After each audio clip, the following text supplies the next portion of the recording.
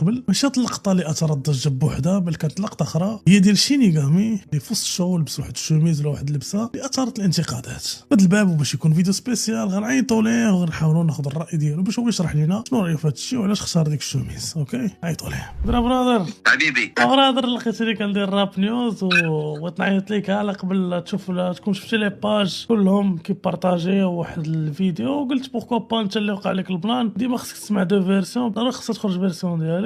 ياب فيو زعما الا بغيتي تكون. دونك انا نوجه لك السؤال ياك. سو بيسيكلي يا برادر السؤال بسيط، هو اللبسه ديالك دونك كيفاش كان الاختيار ديالها واش كانت اكسبيريمون زعما بغيت تعطينا نظره عليها. الضو اللي شفت به اللبسه في لي لوج ماشي هو الضو اللي كان فهمتيني في سير سان، كانت كتبين اكثر اللعبه دي ما انتبهتش ليها. اللبسه ما كنتيش عارفه كتبين اوطون كو صافي بداك الطريقه حيتاش فهمتيني الثوب ديال الاولى كيكون ما كيبينش بداك الطريقه ملي كنضو بزاف فهمتيني بحال.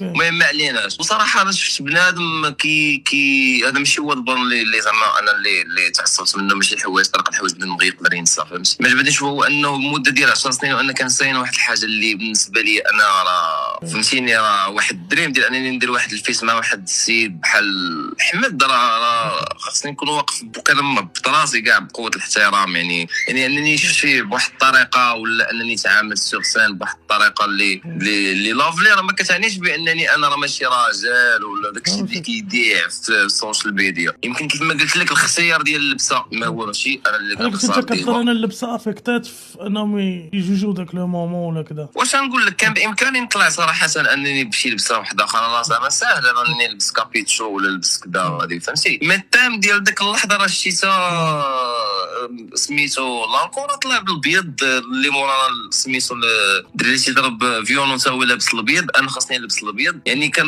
نورمال التام هو اللون الابيض فهمتي كيفاش. نعطيك اخر كلمه اللي بغيتي تقولها للبوبليك. ويتسناو بروجيات ديال الراب فهمتيني 100% في دو سيمين جايين ان شاء الله. راه كنتسنى. المهم ديك الليله مع 12 الليل غيتضرب الالبوم سبليت كيف ما كتعرفوا السميه ديالو راجعه لديك السيري ولا داك الفيلم. المهم ما ندخلوش في لي ديتاي. كانت انونس الكوفر والتراكات اللي فيه من قبل صراحه خرجوا بزاف الاراء على الالبوم اللي الراي ديالي ما جاش يجي يكون فقره هكا صغيره، بل خاص فيديو كامل كنديروا عليه ريفيو، نمشيو تراك بتراك نشوفوا الكوفر نشوفوا يعني نقطوا كل شيء. نقولوا شنو كنجيب لكم فيديو كامل مكمول يكون عندكم علاش لا غدا ونحاول نجيب لكم غدا. في وسط الشو غتوقع واحد اللقطه اللي خرج شرحها انكو في ستوريات ديالو نيت، الا وهي في بدا البوبليك كيسب الاكس ديالو. هادشي سرعان ما التيم غتحط واحد ستوري توضح فيها الامر وكتنتقد اي فعل من هذه النوعيه. الستوري اللي غير بوستها لانكو اللي كيبارطاجي نفس الافكار، يعني هو ما غيجيش حتى نهار الشو ديالو وحتى نهار الرجوع ديالو غيستغل ديك الفرصه باش ياتاكي